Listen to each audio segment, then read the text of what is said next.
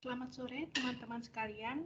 Selamat datang dan terima kasih untuk antusiasme teman-teman yang sangat besar untuk bergabung di webinar ke-8 TIC berjudul Postdoctoral Fellowship, Meraih Peluang Karir dan Riset Setelah PhD di Taiwan. Saya Tirta Amarta Effendi dari Taiwan Education Center Indonesia, kantor regional Jakarta, akan memimpin jalannya webinar hari ini.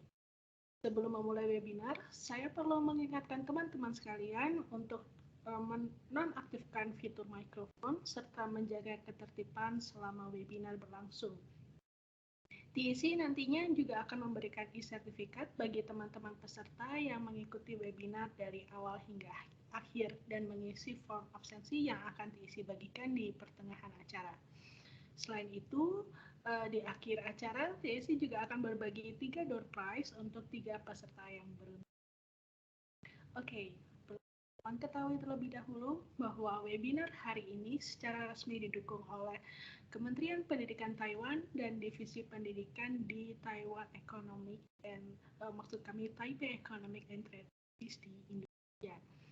Kantor TIC di Indonesia yang secara resmi dikelola oleh Kementerian Pendidikan Taiwan saat ini hanya berlokasi di 3 universitas saja, yaitu Universitas Negeri Jakarta, Universitas Airlangga di Surabaya, dan Universitas Muhammadiyah Yogyakarta.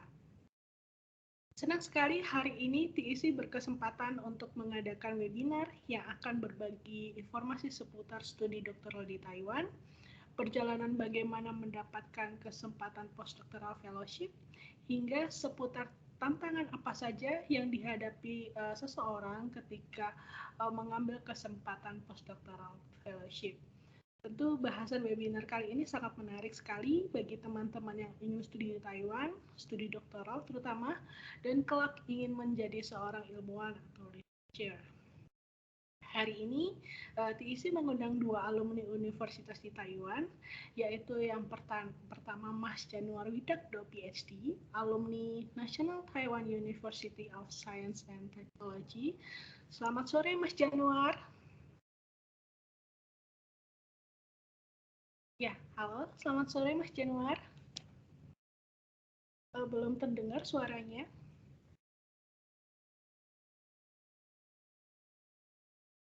Masih belum terdengar Mas Januar.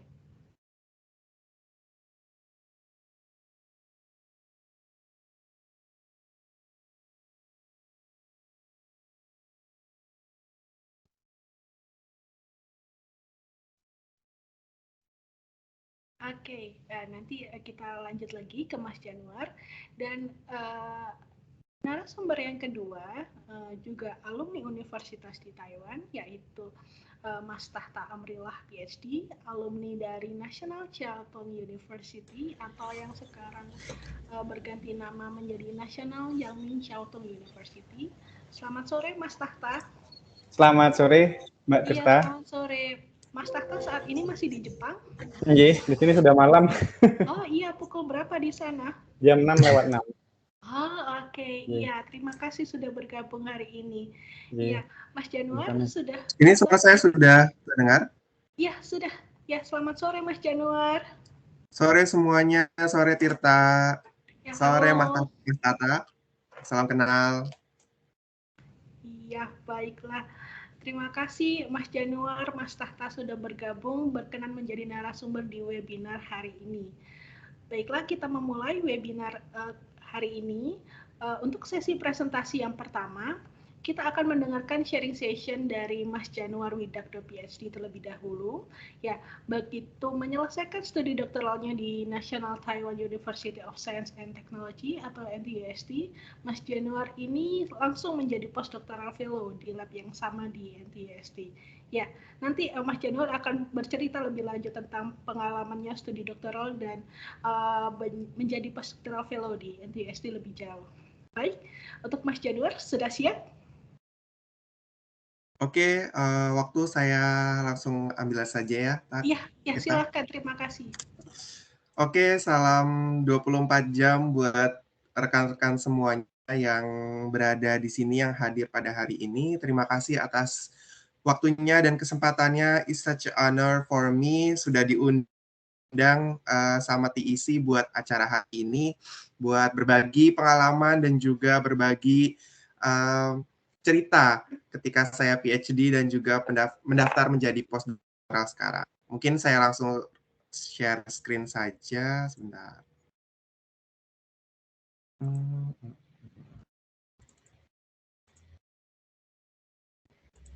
Sudah terlihat? Iya, sudah terlihat. Belum full screen. Oke.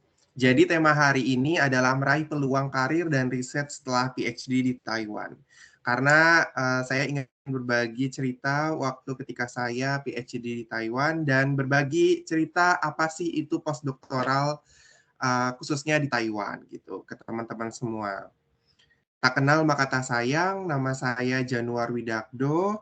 Saya dulu lulusan dari master jurusan fisika di Universitas Gadjah Mada. Setelah itu saya langsung lanjut studi di NTUST. Dan Permisi, tepat maaf Mas Januar. Halo? PPT-nya masih belum full screen ya? Oke, sebentar ya. Oh iya. Harusnya sudah. Ya, mungkin bisa dicoba share screen lagi. Oke, sebentar ya. Nanti kalau sudah full screen, saya kasih tahu. Sebentar.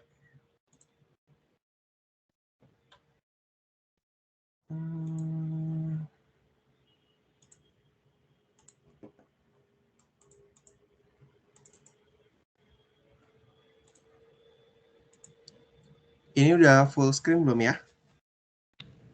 Belum full screen, tapi sudah terlihat PPT slide kedua, tapi belum full screen. Sebentar. Gimana ya ini ya? Mohon maaf teman-teman semua, saya jarang pakai tim buat Iya,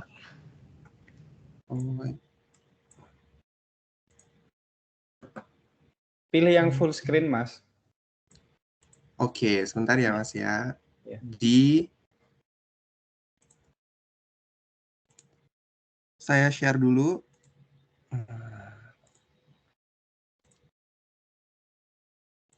Oke. Oke.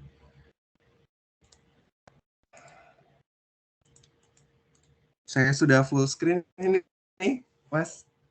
Mungkin di sana tampilannya masih belum full screen ya? Iya. Jadi di Windows-nya itu kan Mas Januar pilih yang Windows. Nah, pilih yang jangan PPT-nya, tapi pilih yang full screen. Kan ada pilihan banyak gitu. Oke. Yang entire screen. Oh iya. Sebentar. Saya mohon maaf teman-teman semuanya, mungkin. Iya, nggak apa-apa.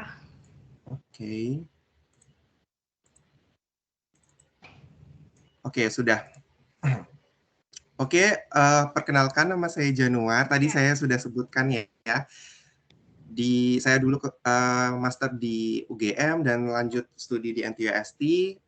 Tepat tahun ini saya lulus sebagai PhD dan langsung lanjut di NTUST lagi sebagai postdoctoral research fellow. Nah, saya tergabung di Advanced Membrane Material Research Center di NTUST.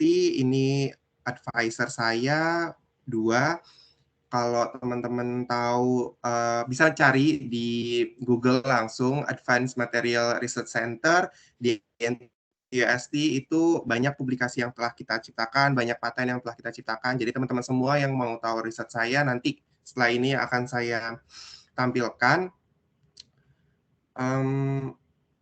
Oke. Ini adalah beberapa paper saya sebelum saya postdoktoral. Jadi waktu saya PhD, saya sudah menulis beberapa research dan juga dipublikasi di beberapa jurnal. Karena requirement untuk menjadi PhD, kita harus publish paper di international journal.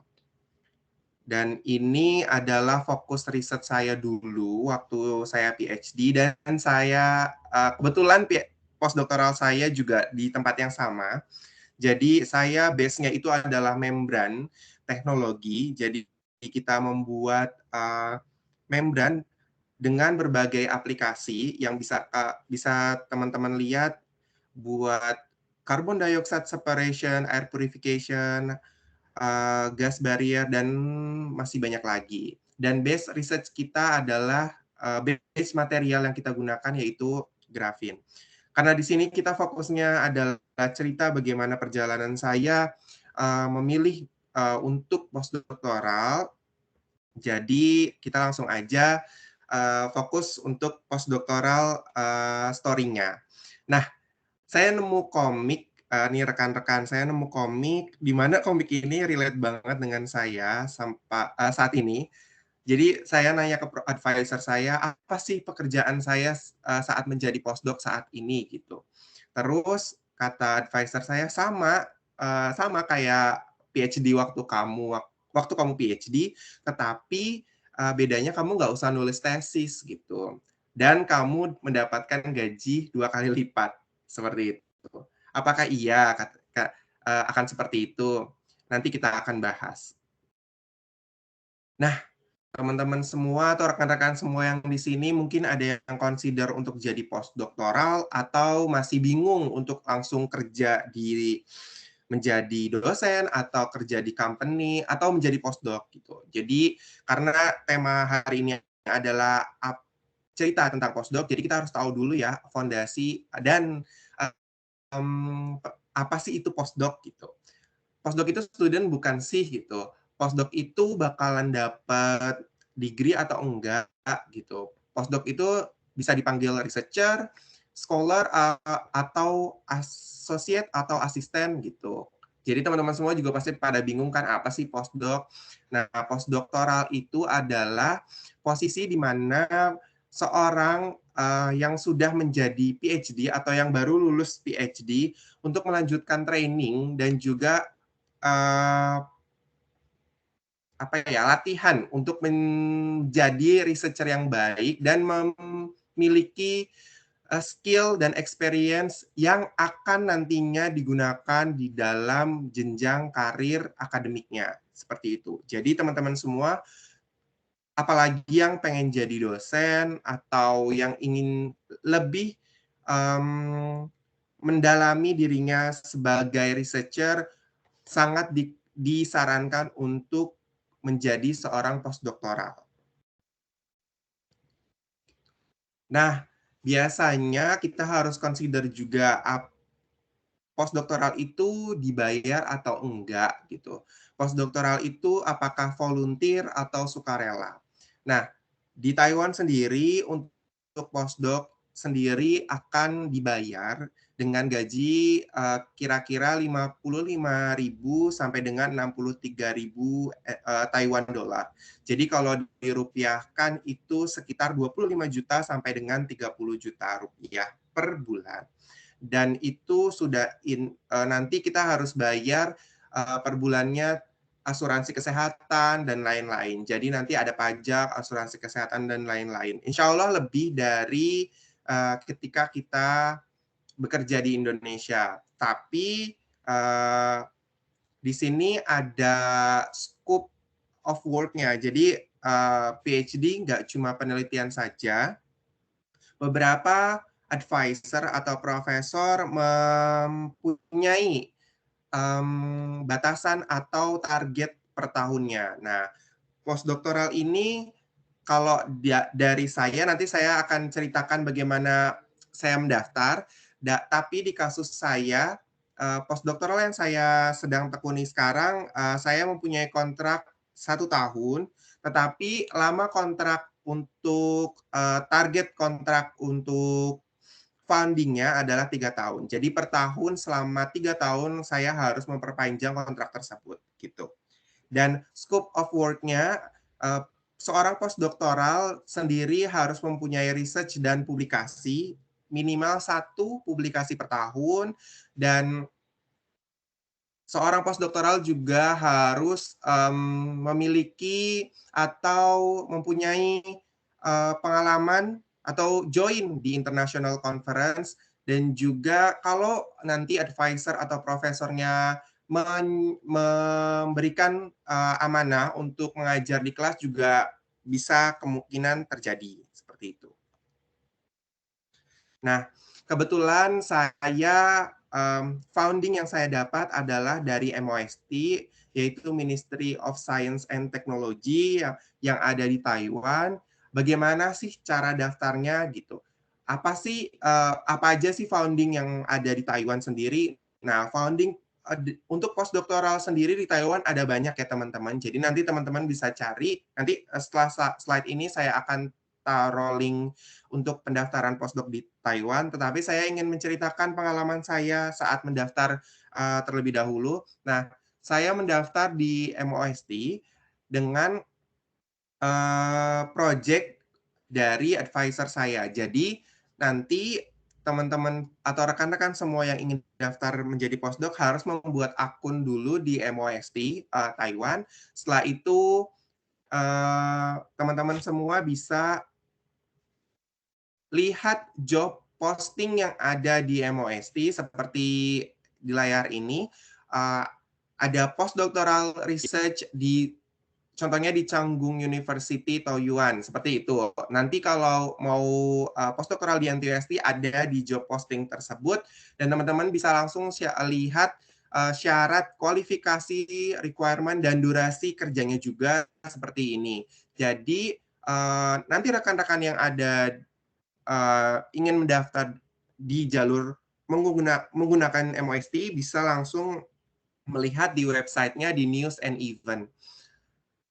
Nggak cuma itu, oke, sebentar, saya mau cerita. Nah, ketika saya mendaftar di MOST, saya harus apply dulu ke situsnya. Setelah itu saya harus menghubungi advisor saya, dan advisor saya harus apply ke MOST terlebih dahulu untuk project research 3 tahun ke depan.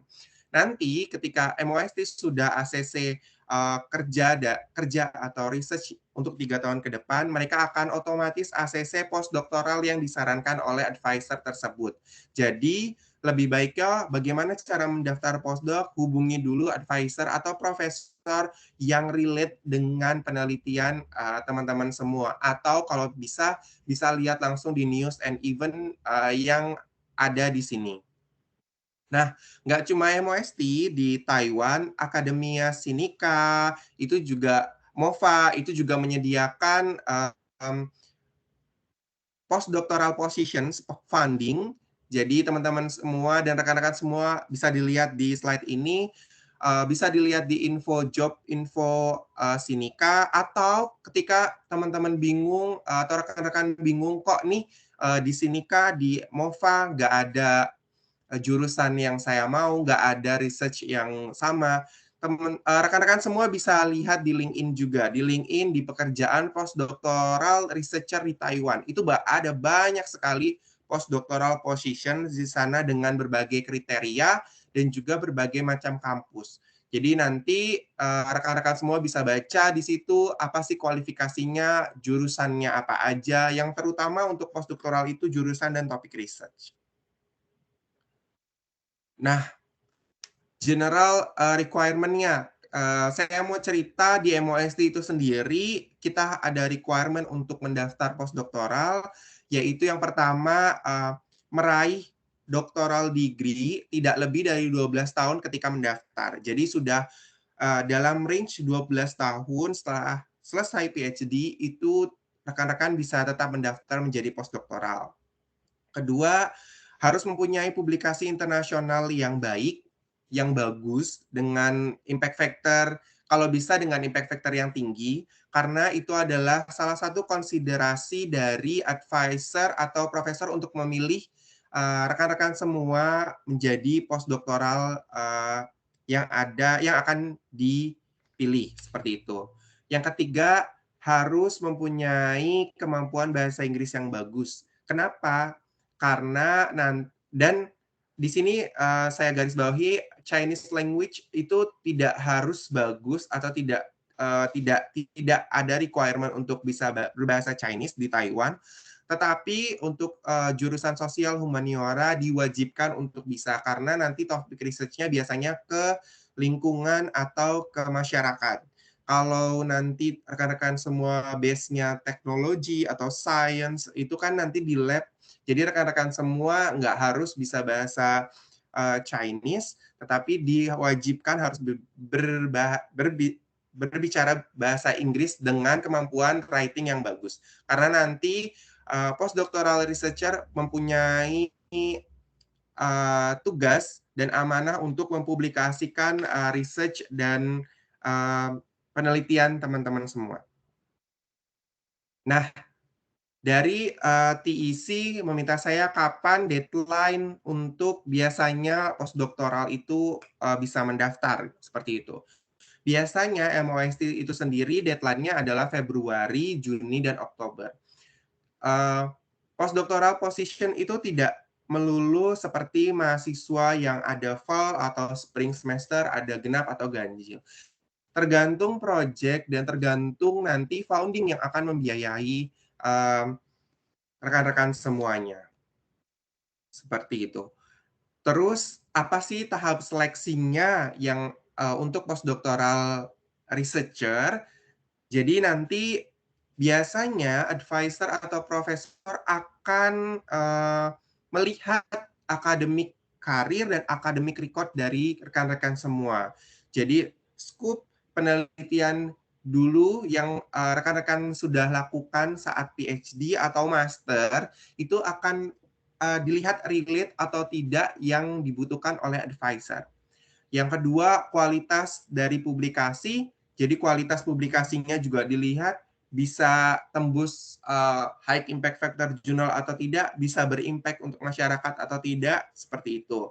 Yang ketiga adalah originality dan inovatif potential. Jadi ketika rekan-rekan semua punya originalitas dan gagasan atau ide yang bagus, ketika nanti meneliti saat postdoktoral atau gagasan yang bisa diberikan kepada advisor akan lebih tertarik kepada kandidat yang akan mendaftar seperti itu.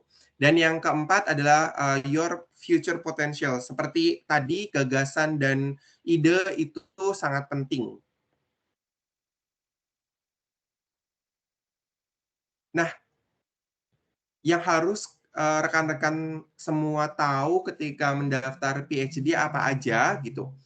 Yang pertama, rekan-rekan harus mempunyai advice dari PhD supervisor yang terlebih dahulu, yang dulunya membimbing rekan-rekan semua mengerjakan disertasi dan penelitiannya. Jadi harus mempunyai saran bahwa bagaimana nih saya harus melanjutkan postdoktoral, memilih country-nya seperti kayak apakah saya harus lanjut tetap di Taiwan atau keluar Taiwan, itu baiknya bagaimana, itu dikonsider dari berbagai pihak dan nanti advisor akan memberikan saran.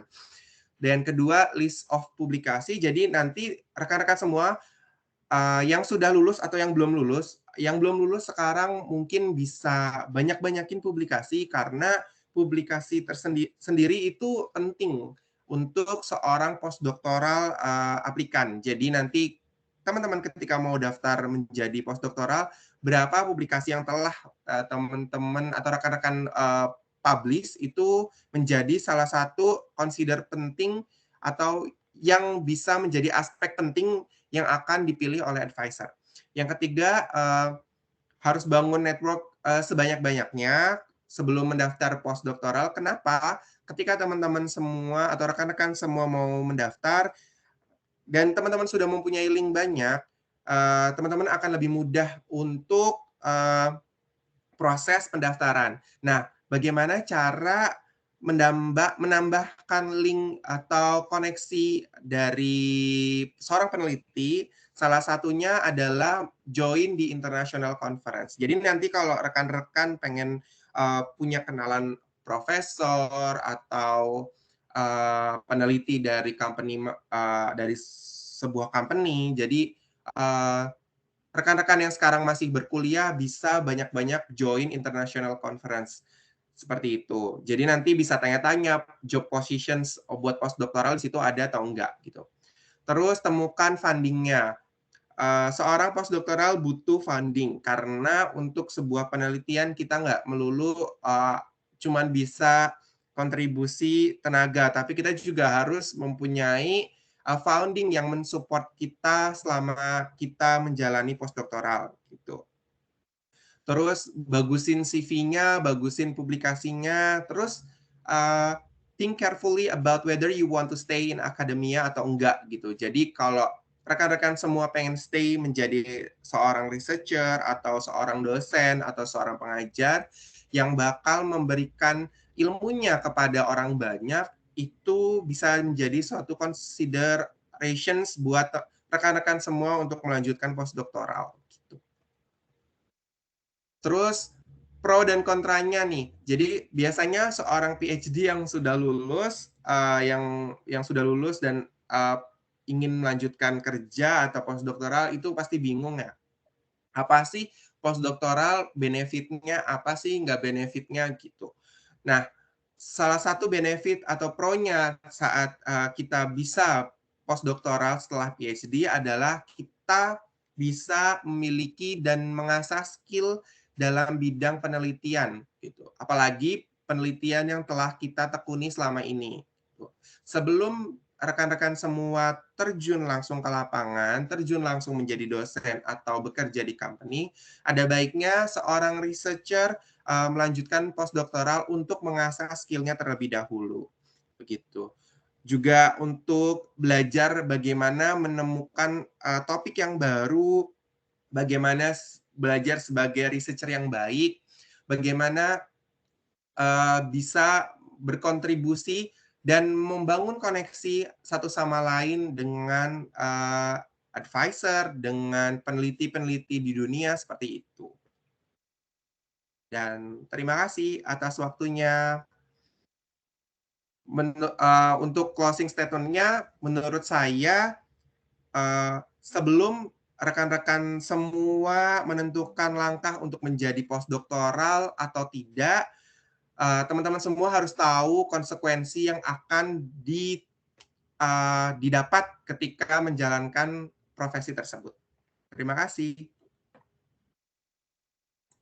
Baik, terima kasih Mas Januar untuk sharing session-nya yang sangat lengkap sekali ya, mulai dari pembahasan terkait risetnya, lalu bagaimana mendaftar postdoktoral itu sendiri, lalu juga apa saja sih yang diperlukan untuk mendaftar gitu, lalu apa saja yang menjadi tanggung jawab seorang postdoctoral fellow gitu.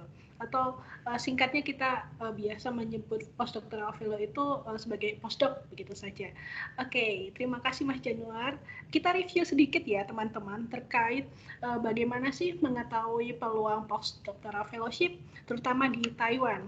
Yang pertama, seperti yang Mas Januar sudah sharing ke kita, yaitu yang pertama teman-teman bisa mendapatkan informasi job vacancy atau peluang postdoc itu di website MOST Taiwan, yaitu Ministry of Science and Technology. Nah, di situ banyak sekali job vacancy atau peluang postdoc terkait lab mana atau jurusan mana atau profesor mana yang sedang membutuhkan seorang postdoc. Lalu yang kedua, teman-teman bisa juga mencari informasi peluang postdoc di website Akademia Sinica. Ya, Akademia Sinica sekedar informasi untuk teman-teman sekalian yang belum tahu. Jadi Akademia Sinica ini seperti LIPI-nya LIPI-nya Taiwan, teman-teman. Jadi research center terbaik di Taiwan seperti itu. Lalu ada juga MOFA Taiwan Fellowship. Nah, ini biasanya fellowship yang dibuka oleh MOFA itu berhubungan dengan sinologi, studi terkait bahasa Mandarin, lalu studi terkait Taiwan, mainland China, seperti itu. Nah, lalu juga ada website seperti LinkedIn, atau juga bisa bahkan website universitas, teman-teman.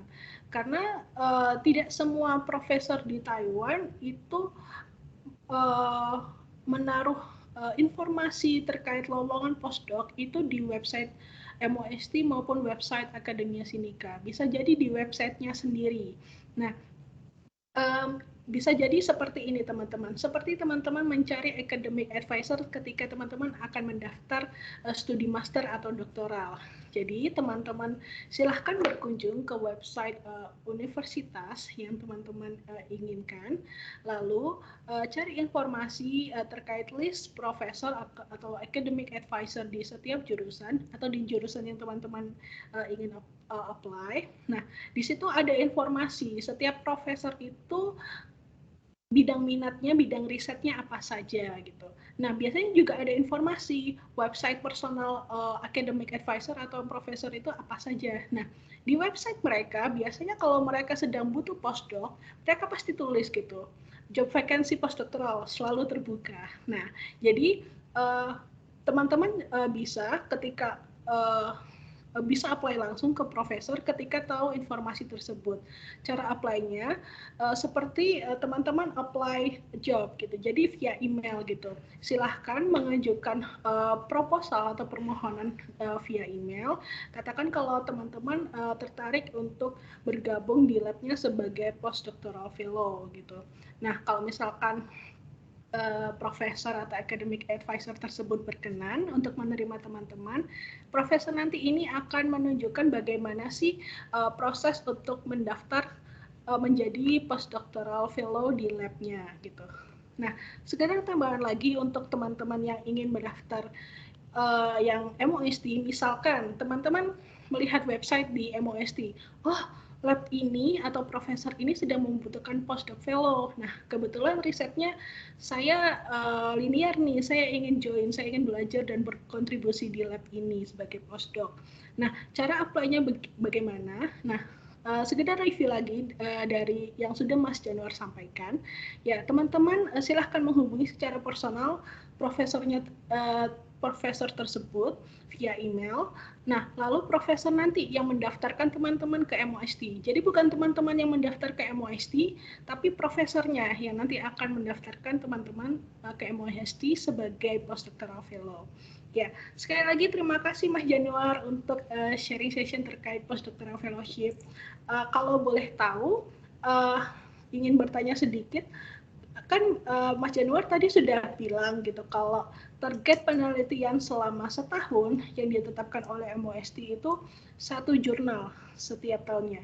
Tapi dari profesor sendiri, apakah ada target khusus penelitian atau jurnal atau paten yang Mas Januar harus hasilkan? Oke, terima kasih untuk pertanyaannya, Tirta. Jadi untuk requirement syarat berapa jurnal yang harus dipublish atau paten yang harus kita penuhi itu tergantung advisor-nya. Khusus untuk advisor saya tidak ada target berapa jurnal yang harus terpenuhi. Selagi kita masih bisa untuk publikasi banyak, kita akan kejar sebanyak-banyaknya. Seperti itu. Selagi kita masih ada waktu untuk publikasi paten, kita akan mengejar itu. Tetapi kita tidak ada target berapa banyak dan berapa yang harus kita penuhi. Seperti itu. Hanya saja karena kita dapat funding dari MOST, kita harus memenuhi syarat dari MOST terlebih dahulu. Untuk bisa lebih dari target dari MOST itu justru malah sebuah kebanggaan gitu. Kalau kurang kan nggak bisa. Jadi kalau lebih atau malah kita punya paten, bahkan itu bakal lebih baik lagi seperti itu. Oke, terima kasih untuk jawabannya. Lalu tanggung jawab seorang postdoc selain riset di labnya Mas Januar sendiri itu apa ya? Mungkin seperti tanggung jawab lain seperti membimbing master student atau PhD student atau bahkan adakah tanggung jawab untuk mengajar mungkin dari Profesor Mas Januar sendiri? Adakah? Jadi, sebentar. Jadi di lab saya sendiri itu kita sebagai seorang postdoktoral punya tanggung jawab untuk membimbing undergraduate yang sedang masa training di lab untuk join di master student untuk mengejar menyelesaikan tesisnya, dan juga PhD student juga. Kita harus membantu student-student di lab kita untuk menyelesaikan penelitiannya. Dan kita juga harus memiliki target mingguan.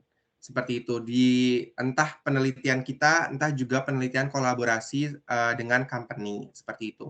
Kalau untuk mengajar dalam kelas, itu biasanya profesor hanya menyuruh saya di kelas seminar, seperti itu, untuk membagi cerita atau membagi research apa yang telah saya publikasi ke masyarakat, seperti itu.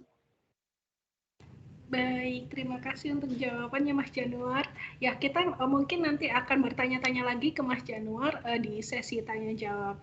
Nah, sekarang untuk sesi kedua kita akan mendengar presentasi atau sharing session dari Mas Tahta, dari Mas Tahta Amrila PhD, alumni dari National Shelter University. Ya, sekedar mengingatkan lagi, sekarang bukan National Shelter University lagi teman-teman namanya, tapi berganti jadi National Yang Ming Shelter University. Nah, Mas Tahta saat ini mengambil kesempatan postdoctoral fellowship di Tohoku University di Jepang, dan beliau juga merupakan dosen program studi rekayasa nanoteknologi di Universitas Airlangga Surabaya. Baik, Mas Tahta sudah siap? Oke, ya sudah siap Mbak Tirta. Ya, oke, silakan untuk memulai presentasi. Terima kasih. Oke, saya izin share screen ya. Iya.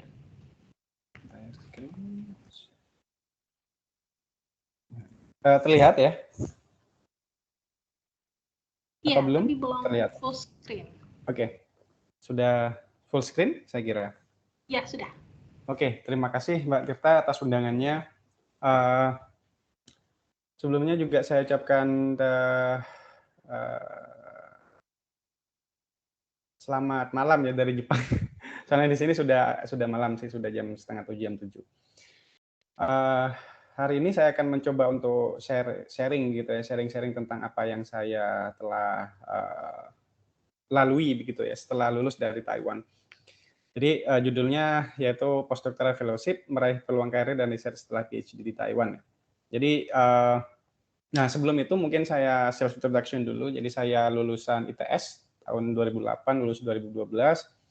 Dan sebenarnya nggak ada cerita begitu, nggak ada keinginan begitu untuk postdoc. Jangankan postdoc ya, untuk S2 saya tidak ada keinginan ya waktu itu. Jadi saya pengen lulus waktu itu pengen lulus 3,5 tahun tapi tidak diizinkan ya karena IP saya kecil waktu itu, memang cuma 3, sekian begitu ya. Dan advisor saya itu di ITS menyarankan saya untuk S2 di Taiwan begitu. Sedangkan saya tidak tahu sama sekali tentang Taiwan begitu ya. Dan sebenarnya pernah saya membaca waktu saya mengerjakan tesis saya itu, tugas akhir saya membaca beberapa paper gitu, referensi yang dimana referensi tersebut itu penulisnya dari Taiwan begitu. Banyak beberapa begitu ya. Beberapa referensi saya baca dari Taiwan begitu. Tapi saya tidak ada keinginan sama sekali untuk S2 di Taiwan, apalagi S3, apalagi postdoc gitu ya. Tapi ya sudah jalannya begitu ya. Jadi saya S2 dan S3 di Taiwan 5 tahun, S2 S3 di Taiwan 5 tahun, beasiswanya itu NCTU waktu itu. Dan itu pun saya daftarnya telat H-3 baru kirim dari Indonesia berkasnya. Saya juga pasrah waktu itu diterima atau enggak begitu, dan alhamdulillah diterima di jurusan elektrofisik ya di NCTU. Dan sekarang NCTU atau National Shelter University menjadi NYCU ya, seperti yang telah Mbak Tirta jelaskan. Dan setelah itu saya lanjut ke Max Planck Institute selama 1 tahun di internship sih sebenarnya di sini. Nah di sini sebenarnya saya pengen lanjut di Jerman atau di Taiwan waktu itu ya. Tapi waktu itu saya ketemu kolega begitu yang menawarkan untuk jadi dosen di Indonesia, bukan di UNER ya, di Indonesia. Tapi memang ternyata memerlukan proses yang lama begitu waktu itu. Jadi saya sempat menganggur sebenarnya di waktu saya pulang setelah lulus S3. Gitu. Jadi mungkin rekan-rekan di sini ada yang sudah S3, saya sarankan jangan pulang dulu lah, jangan pulang dulu kalau di Indonesia belum ada tempat ya, belum ada tempat, jangan pulang dulu. Karena apalagi kalau misal ada kolega yang menjanjikan tempat posisi menjadi dosen, Mungkin untuk universitas swasta bisa ya, tapi untuk universitas negeri sangat sulit ya. Jadi karena ada beberapa step-step yang harus dilalui begitu. Tes dan wawancara dan sebagainya, dan harus ada bukaan begitu ya. Kalau kita mau di universitas negeri begitu. Saya nganggur beberapa bulan dan alhamdulillah sih waktu itu UNER buka, dan saya sempat juga putus asa, jadi dalam waktu 3-5 bulan itu saya email profesor ya, email profesor yang sevisi, risetnya sama dengan saya begitu. Beberapa profesor saya kirim kalau nggak salah 7 profesor, yang balas 2, dan yang paling cepat Universitas Tohoku ya, Profesor Fukumura, advisor saya sekarang dari Tohoku University. Beliau yang pertama kali membalas dan menyarankan saya untuk ikut JSPS begitu, JSPS. Karena rata-rata beda dengan di Taiwan ya. Waktu saya di Taiwan, sebenarnya waktu saya mau lulus di sini, saya tuh ditawarin postdoc sama profesor saya begitu. Tapi sayangnya waktu itu saya ditawarin di Indonesia waktu itu, dan akhirnya di Indonesia ya tidak jadi ya karena beberapa kendala gitu. Nah, kalau di Taiwan profesor advisor itu punya funding sendiri, kebanyakan mereka punya funding sendiri dan bisa meng-hire gitu. Di profesor saya waktu itu sampai 7 postdoc-nya. Waktu saya ya, tapi entah katanya ada peraturan baru waktu itu nggak bisa sampai lebih dari 2 atau 3 orang postdoc-nya begitu. Jadi akhirnya sedikit, dan waktu itu saya ditawarin postdoc di tempat di Profesor Ing Hao Chu, profesor saya waktu itu. Tapi saya tidak ya memilih untuk pulang ke Indonesia begitu. Nah, selama 3 bulan 5 bulan nganggur itu saya email profesor gitu, email profesor. Sebenarnya saya mau balik lagi ke NCTU tapi sudah kadung menolak begitu ya, akhirnya gak enak begitu kan ya. Akhirnya saya email ke beberapa profesor, terutama di Jepang, memang karena saya pengen merasakan atmosfer riset di Jepang gitu ya. Akhirnya itu ada 2 profesor yang membalas dan menyarankan untuk ikut JSPS gitu. Nah, dan di waktu itu juga saya tuh mendaftar UNER begitu. Akhirnya keterima duluan di UNER bulan April. Agustus masuk sebagai ini. Nah, dan di situ Agustus saya keterima di JSPS ini. Nanti saya akan jelaskan bagaimana mendaftar JSPS ya. Akhirnya keterima. Sebelum itu saya jadi dosen dulu beberapa bulan dan keterima Tohoku University sebagai postdoc. Saya izin ke atasan, ternyata alhamdulillah atasan mendukung begitu ya. Hingga saya bisa berangkat ke sini ke Jepang untuk postdoc begitu. Dan ini waktu saya di Taiwan, ini saya sama istri, dan ini profesor saya, Profesor Chuang. Ada 2 profesor. Saya belong to Profesor Chuang ya, Profesor Chen Chuang sebenarnya. Tapi karena beliau mungkin sudah sepuh begitu, jadi saya dititipkan ke Profesor Ing Hao Chu. Terus ini beberapa teman saya begitu ya. Jadi saya sangat ini Taiwan rumah kedua saya. Saya mudah-mudahan ada waktu lagi untuk kesempatan untuk bisa ke Taiwan lagi. Terus nah kenapa sih studi di Taiwan ya? Ya seperti yang saya sampaikan sebenarnya gak ada niat ya, gak ada niat. Jadi saya diberi saran sama profesor saya di ITS, Profesor Darminto, untuk ikut S2 di Taiwan begitu ya. Dan ternyata gitu ya, memang jalannya mungkin ya. Dan ternyata setelah saya S2 di sana, saya bertemu Profesor Chuang kan ya, Profesor Chuang, Profesor Chuang. Profesor Chuang ini tentang multiferoik risetnya. Risetnya tentang multiferoik dan sama begitu ya, ternyata begitu. Risetnya kita itu sama, dan alhamdulillah ya mungkin sudah jalannya di situ. Saya bisa berkembang di Taiwan S2 dan S3 karena topik multiferoik material ini yang sudah saya kembangkan dari S1 begitu ya. Dan memang sebenarnya sih dan setelah saya S2 di Profesor Chuang ini, saya S3-nya dititipkan tetap Profesor Chuang profesor saya, tapi saya dititipkan ke Profesor Chu, Profesor Ing Hao Chu. Dan ternyata beliau adalah paper-papernya itu saya tuh baca waktu S1 gitu ya. Riset saya itu tentang multiferoik BFO, dan beliau adalah salah satu pioner ya, di dunia tentang multivariate DFO. Ya, dan jadi sangat kebetulan terus begitu ya, sangat kebetulan terus. Artinya saya bisa berkembang di sini ya, saya memang suka sama material multiferoik begitu dari S1, dan S2 S3 saya mengkembangkannya terus. Dan saya belong to Profesor Cho ini ya, yang salah satu ya kalau bisa dilihat ini H indeksnya sudah 77. Beliau masih umur 40-an loh. Tidak sampai 50, tapi ya sudah luar biasa begitu ya.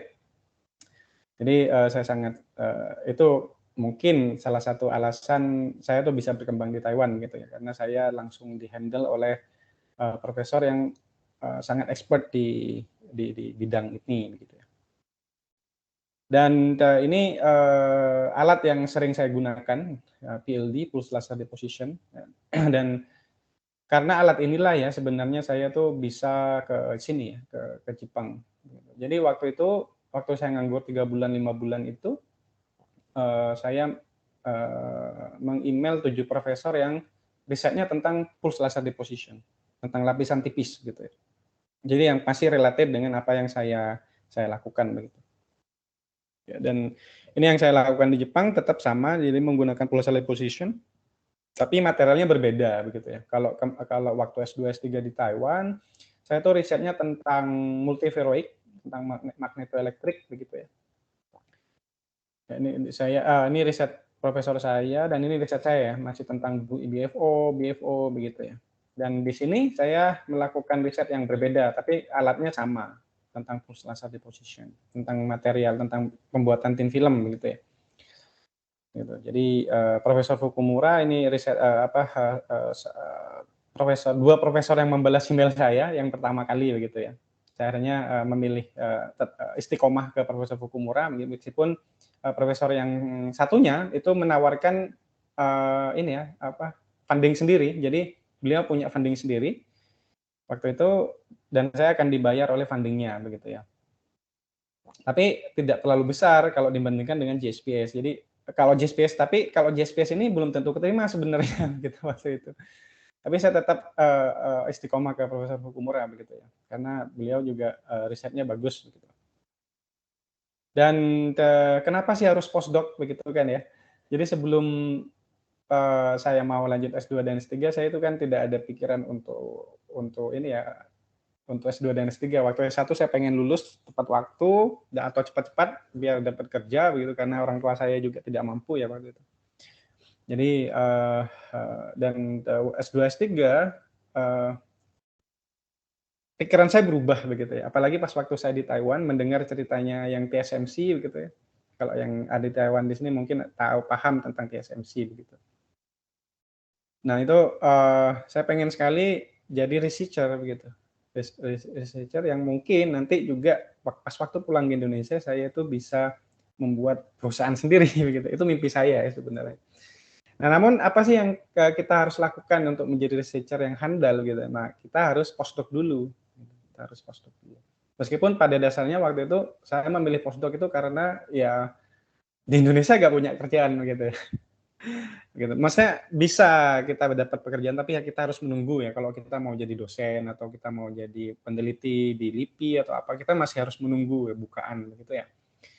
Dan ini juga kesempatan sih buat saya, karena memang setelah saya S2 S3 itu berpikiran untuk jadi researcher, postdoc itu penting ya, terutama untuk menambah pengetahuan pastinya, untuk recognition. Jadi kita sebagai researcher juga dosen ataupun peneliti di LIPI, di Libatan dan lain-lain itu harus mempunyai recognition yang dikenal begitu ya, yang dikenal sehingga apa sih riset kita gitu ya. Jadi kita terkenal dengan riset kita. Jadi dengan postdoc kita bisa menambah publikasi kita, dan otomatis kita bisa akan menambah rekognisi kita gitu ya. Terus pastinya collaboration. Kenapa harus postdoc? Karena dia dapat collaboration ya. Karena memang researcher itu harus punya collaborator. Jadi kita tidak bisa bekerja sendiri ya. Ataupun kalau kita bekerja sendiri, kalau jadi researcher itu ya riskan gitu ya. Hasil kerja kita itu belum tentu benar. Meskipun kita merasa udah benar gitu. Nah, dengan kolaborator sebenarnya kita bisa mengevaluasi kerja kita, gitu. Hasil riset kita. Misal kita punya riset A dan hasilnya B begitu. Kenapa sih begitu kan? Jadi kita bisa ke kolaborator kita. Jadi kolaborator itu tidak hanya ini ya, tidak hanya mungkin di sana ada alat, tidak ya, tapi juga pengetahuannya gitu. Jadi sampai saat ini saya masih berhubungan erat, masih sering berkomunikasi dengan Profesor Chu dan Profesor Chuang begitu ya. Meskipun untuk eksperimen saya tidak ke sana lagi, tapi untuk masalah pengetahuan begitu. Bagaimana, kenapa sih kok seperti ini hasil riset saya? Nah itu saya masih dibantu oleh kolaborator-kolaborator saya begitu ya, yang di Taiwan. Dan di postdoc di sini saya juga menambah kolaborator ya pastinya. Di Jepang saya menambah beberapa kolaborator gitu. Terus yang terakhir adalah independensi. Jadi pas waktu beda ya. Pas waktu kita riset waktu S2 S3 dan setelah lulus beda. Jadi kalau pas S2 S3 itu kita yang ngikutin apa yang diberikan oleh sensei profesor kita, advisor kita gitu kan ya. Nah, tapi kalau kita sudah lulus, nah kita itu harus independen ya. Kita harus berpikir apa sih idenya, apa sih yang kita harus lakukan. Nah, postdoc ini sebagai first step ya. Kita menuju independensi gitu. Ya. Jadi lebih independen lah bagaimana kita mau menghandle riset kita begitu. Bagaimana kita gain kolaborator begitu ya dari hasil riset kita begitu. Jadi untuk rekan-rekan peserta di sini yang ingin melanjutkan karirnya ke arah researcher atau penelitian harus memiliki ini ya independensi, kolaborator, recognition gitu ya pasti. Dan nah kan ceritanya itu saya email Profesor Fukumura dan beliau menyarankan saya untuk JSPS begitu kan ya. Jadi saya cari ya JSPS itu apa begitu kan ya. Yang ternyata JSPS itu adalah saya sangat beruntung ya, sangat-sangat beruntung begitu dapat JSPS begitu karena JSPS adalah salah satu apa ya istilahnya bagus lah, instansi bagus begitu ya. Saya lupa istilahnya, pokoknya JSPS bagus lah begitu ya.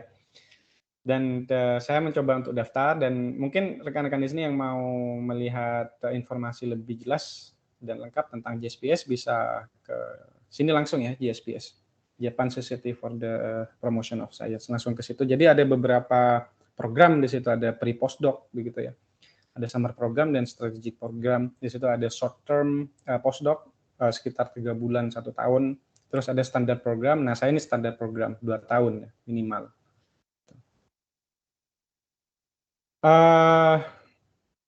Yang saya lakukan mungkin beda ya dengan Mas Yanuar tadi kan sudah dengan profesornya yang dulu begitu ya. Nah, kalau saya kan profesornya beda begitu kan ya, profesornya beda. Jadi harus kita make deal dulu ya. Seperti pas waktu saya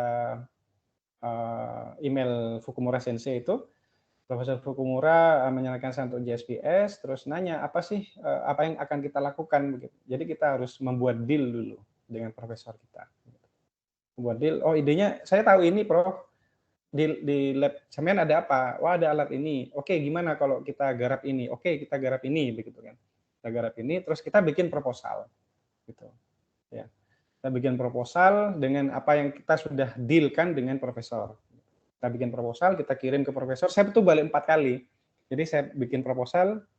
Jadi saya email sensei itu Desember.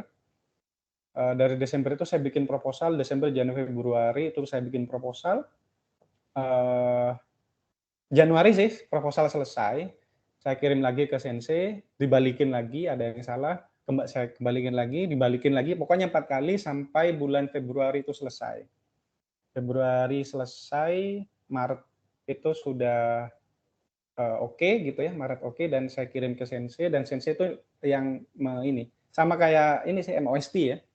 Jadi yang di Taiwan kan senseinya profesornya yang mendaftarkan, sama dengan JSPS.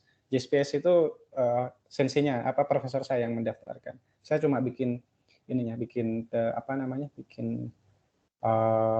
proposalnya. Nah yang paling penting di sini juga recommender ya. Recommender itu sangat penting.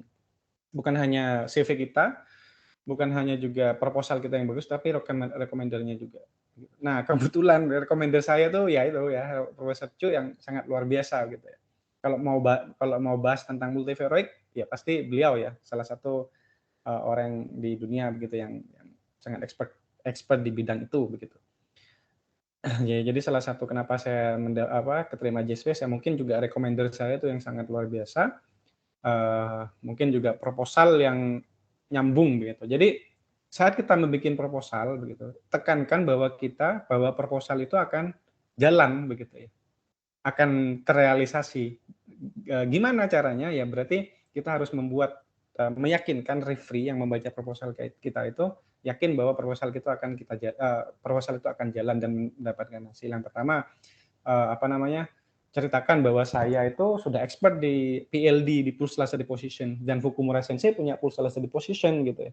Nah, jadi tekankan ke arah situ gitu ya. Mungkin kalau rekan-rekan di sini mau lebih lengkap bagaimana membuat proposal, mungkin bisa saya bantu, mungkin nanti email saya mungkin Mbak Rita bisa berikan email saya bisa. Terus ya yang terakhir setelah selesai apply, nanti the host researcher atau profesor kita yang akan mendaftarkannya gitu ya. Ini untuk yang JSPS ya, untuk yang JSPS. Tapi untuk ada beberapa profesor itu yang punya funding sendiri. Jadi kita nggak memerlukan kayak gini, nggak memerlukan step-step kayak gini. Ya kita sudah kontak profesor ada dana, ya sudah kita langsung ke sana begitu ya. Sudah langsung ke Jepang begitu. Dan tapi tidak enaknya kalau kita itu digaji dari fundingnya profesor gitu. Kita tidak memiliki independensi ya. Karena funding kita itu ya dari profesor. Nah, kalau JSPS kita punya funding sendiri gitu. Jadi funding saya itu nanti ya bisa saya gunakan ya, kalau misal saya pengen alat ini begitu, bahan ini ya kita tinggal minta dan CC nanti akan berikan. Jadi enaknya kalau JSPS ya itu independensi kita itu dapat begitu ya. Terus how to find postdoc information, pastinya saya sebenarnya JSPS itu selentingan dengar-dengar dari teman sebenarnya waktu itu. Ada beberapa beasiswa atau fellow postdoc yang bagus, Marie Curie ya, terus JSPS. Nah, itu salah dua instansi atau fellow yang sangat bagus ya di dunia begitu. Saya dengar waktu di JSPS. Jadi saya dengar dari friend ya, dari teman. Jadi dari teman. Nah, salah satu juga profesor saya satunya kan ada 2 profesor yang membalas kan ya, yang waktu saya email. Nah, itu profesor yang satunya itu saya tahu dari teman saya begitu ya. Gitu. Jadi dari teman kita akan mendapatkan informasi, terutama informasi postdoc dan profesor yang cocok begitu. Terus yang kedua dari website pastinya. Mungkin yang tidak disadari mungkin dari teman-teman ini ternyata ResearchGate ya, kalau rekan-rekan di sini lihat itu juga memberikan info tentang institusi mana yang membutuhkan postdoc ya. Dan itu benar ya, bukan fake ya, bukan hoax. Tapi benar. Jadi soalnya pas teman saya yang di Jerman ya, waktu itu yang sudah menjadi group leader di Max Planck Institute, waktu itu mengepost informasi postdoc di ResearchGate gitu ya. Dan benar begitu, memang informasi di ResearchGate itu benar adanya gitu. Jadi bisa di situ ya, paling mudah sebenarnya. Sudah banyak sekali ya di ResearchGate itu informasi-informasi tentang itu. Terus yang terakhir ya pastinya kalau saya mengkontak profesor. Jadi ada 7 profesor waktu itu saya kontak. Dan 2 yang balas. Nah, dari situ terus ya berjalan ya. Terus what should we do as a postdoc fellow? Ya pastinya sebenarnya sudah dijelaskan oleh Mas Yanwar tadi bahwa ya kita harus melakukan riset begitu, eksperimen, menulis paper gitu. Nah, kalau JSPS enaknya itu ya kita itu tidak dibatasi. Tidak punya paper pun nggak masalah. Ya kalau JSPS. Tapi ya masa sih kita sebagai postdoc nggak punya paper, kan malu gitu kan ya. Bukan hanya malu tapi juga rekognisi yang kita akan dapat dari postdoc itu kan tidak ada begitu ya. Kan postdoc itu kita maunya rekognisi ya. Jadi kita itu harus punya hasil riset yang bagus. Dengan apa ya? Harus punya paper yang bagus gitu. Terus kita harus mengikuti, kalau JSPS itu harus kita mengikuti conference ya. Pasti itu diwajibkan. Kita harus ikut conference setidaknya 1 kali gitu. Nah, dari conference kita itu kan sebenarnya juga mengembangkan diri kita kan ya. conference atau external meeting, mengikuti seminar gitu. Itu adalah self development yang kita harus lakukan pas waktu kita postdoc. Meskipun beberapa instansi mungkin tidak mewajibkan, tapi kalau GSPS mewajibkan. Tapi meskipun tidak diwajibkan, self development ini wajib ya buat kita ya. Ikut conference dan kita kenal dengan beberapa orang di conference itu gitu ya. Itu sangat penting. Terus yang terakhir ya pastinya kita harus melakukan collaboration. Jadi saya kan risetnya tentang ini, terus saya kurang alat ini dan saya permasalahan ini, jadi saya kontak beberapa profesor-profesor begitu ya, terutama profesor yang sudah saya kenal. Gitu. Jadi dari postdoc ya pastinya kita bisa mengembangkan diri kita bagaimana untuk menjadi researcher yang bagus gitu, yang baik. Untuk salary ya kalau di Jepang kalau JSPS biasanya standarnya sih memang 300 yen, 300.000 yen per bulan standarnya untuk S3 gitu standarnya. Kalau mau kerja juga sekitar 300-an. 300.000 yen di Jepang. Kalau JSPS sendiri exactly-nya itu 362.000 per yen per bulan. 362.000 yen per bulan. Ya. Misal tapi kalau JSPS enaknya itu tidak ada tax ya. Ya kita bersih dapat 362. Tapi kalau mau ke postdoc di tempat lain itu ya mungkin sekitar 300 ribuan tapi ada tax begitu. Nah, karena tax itu di Jepang sangat besar, ya mungkin nanti jatuhnya sekitar 270-280 gitu. Ya.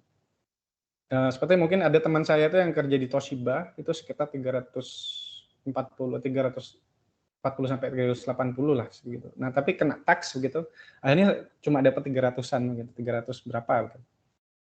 Nah, kalau JSPS cukup enak karena tidak ada tax begitu. Jadi kita kayak dapat beasiswa gitu. Terus dapat settling in allowance itu 200.000 yang pertama.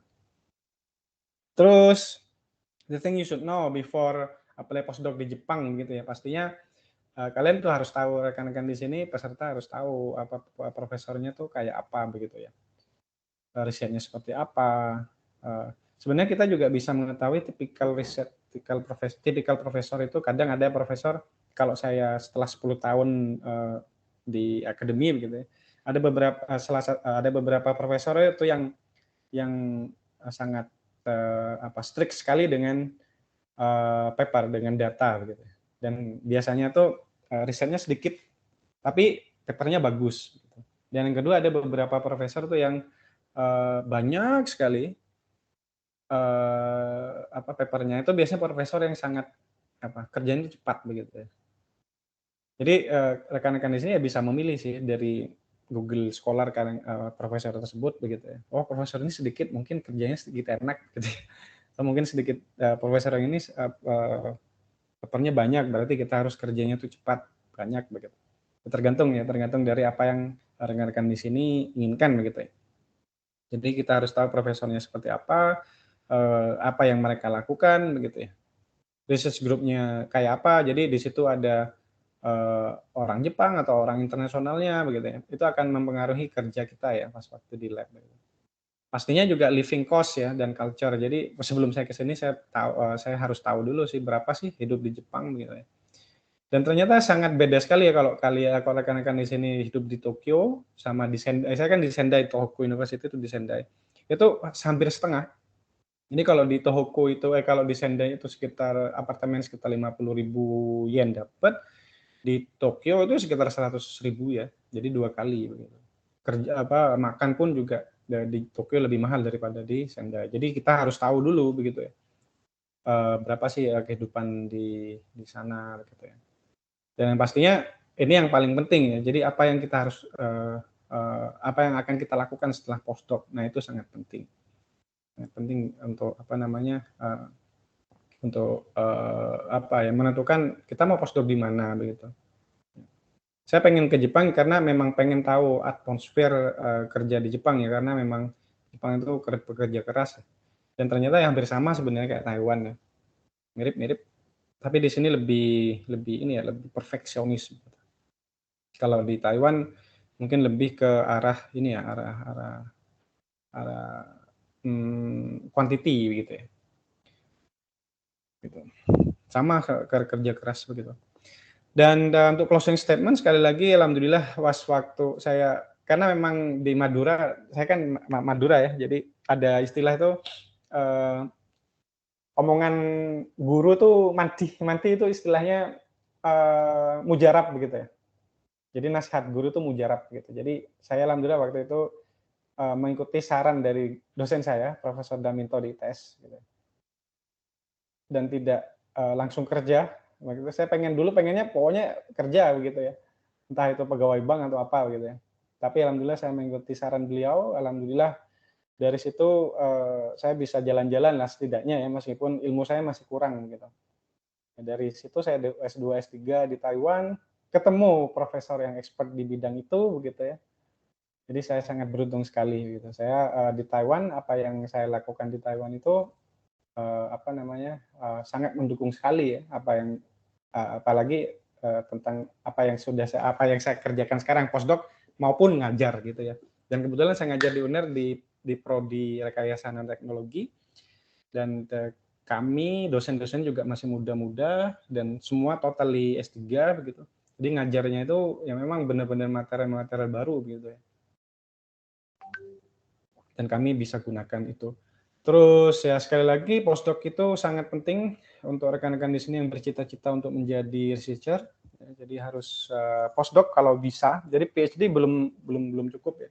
Kalau di PhD kita dapat degree pastinya, kita dapat sertifikat, kita dapat knowledge pastinya. Tapi di pas waktu S3 kita tidak dapat yang nama independensi, collaborator, recognition, itu kita kurang ya. Kita tidak punya itu. Jadi kita harus melakukan postdoc kalau memang kalian rekan-rekan di sini pengen jadi dosen ataupun researcher begitu. Harus postdoc. Karena ya gitu, kita dapat independensi, collaborator, recognition begitu. Dan more knowledge pastinya. Dan yang terakhir, saya berharap ya rekan-rekan di sini yang mungkin mau S2, S3 dan postdoc gitu, kalau bisa kembali ke Indonesia begitu. Memang sih sebenarnya itulah kenapa waktu itu saya kembali ke Indonesia ya. Meskipun waktu itu Profesor Ing Hao Chu, itu menawarkan saya postdoc waktu itu, tapi saya tidak mau karena saya ditawarin ya waktu itu di Indonesia. Tapi memang administratif di Indonesia masih bukan tidak bagus ya, tapi memang masih kurang kalau dibanding, apalagi kalau kita sudah lama di luar negeri begitu ya. Kita menilai bahwa Indonesia ya kok gini gitu, ribet dan lain-lain begitu ya. Tapi ya Indonesia butuh orang-orang kayak rekan-rekan di sini ya, yang S3, S2, yang mau postdoc begitu. Itu Indonesia sangat butuh. Jadi mungkin kita kayak, saya dengar cerita profesor saya, Profesor Chuang, beliau S3 di MIT tahun 89.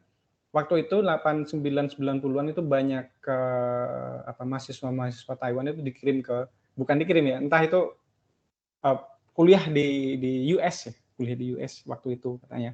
Terus setelah itu mereka kembali lagi ke Taiwan begitu. Nah, dan ya tahu sendiri kan sekarang Taiwan ya sangat maju ya begitu. Ya mungkin juga salah satunya dari situ ya. Mungkin ya memang pas waktu kita kembali ke Indonesia kok kayak gini gitu. Tapi ya begitu ya. Tapi ya gimana lagi? kalau bukan kita yang merubah begitu ya. Kalau bukan kita yang merubah. Intinya seperti itu. Jadi mungkin untuk Mas Yanuar ya di sini mungkin yang masih mendengarkan, kalau bisa kembali ke Indonesia, ayo kita bangun Indonesia begitu, biar nggak kayak gini-gini terus gitu ya. Terutama tentang riset, terutama dalam bidang material ya mungkin kita sama ya Mas Yanur ya. Jadi mungkin kayak bikin TSMC-nya di Indonesia gitu ya. Nah, itu sih mimpi saya sih sebenarnya, pengen punya perusahaan yang di bidang nanoteknologi di Indonesia. Ya, dan mudah-mudahan bisa terrealisasi. Oke, mungkin cukup seperti itu Mbak Tirta, mohon maaf mungkin agak lama ya saya ngobrol-ngobrolnya. Terima kasih.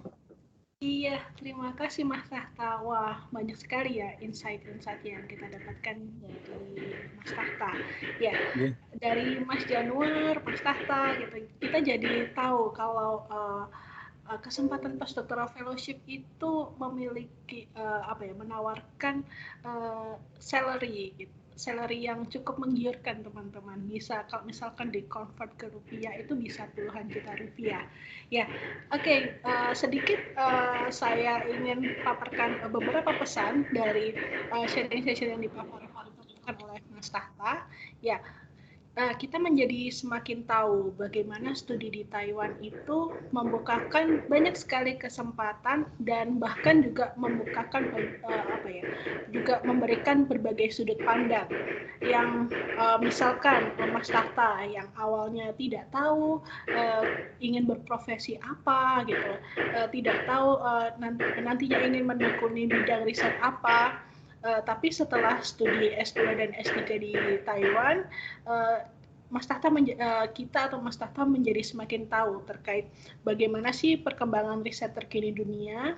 Kita juga semakin kenal dengan orang-orang yang benar-benar ahli atau expert di bidang riset yang akan kita tekuni, ya seperti Mas Tahta bertemu dengan profesornya di Taiwan. Lalu kita juga semakin punya global networking yang luas. Oke, Mas Tahta mungkin saya ingin bertanya dulu terkait kesempatan postdoctoral fellowship yang Mas Tahta sedang ambil di Jepang saat ini.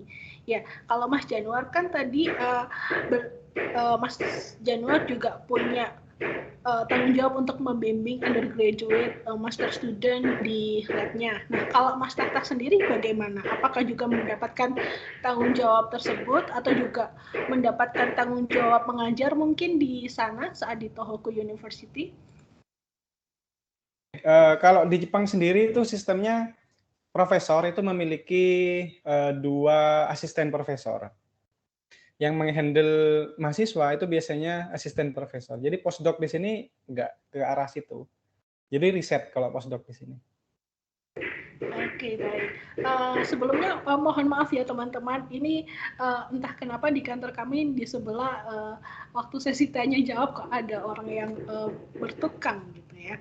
Maaf untuk gangguan, kalau ada sedikit gangguan di belakang suara saya. Oke, Mas Tahta mungkin bisa menjelaskan sedikit tentang perbedaan culture antara di Jepang dan di Taiwan, mungkin dari segi risetnya atau general culture, atau mungkin setelah 5 tahun di Taiwan, Mas Tahta masih punya culture shock mungkin saat tinggal di Jepang. Mungkin bisa dijelaskan perbedaannya?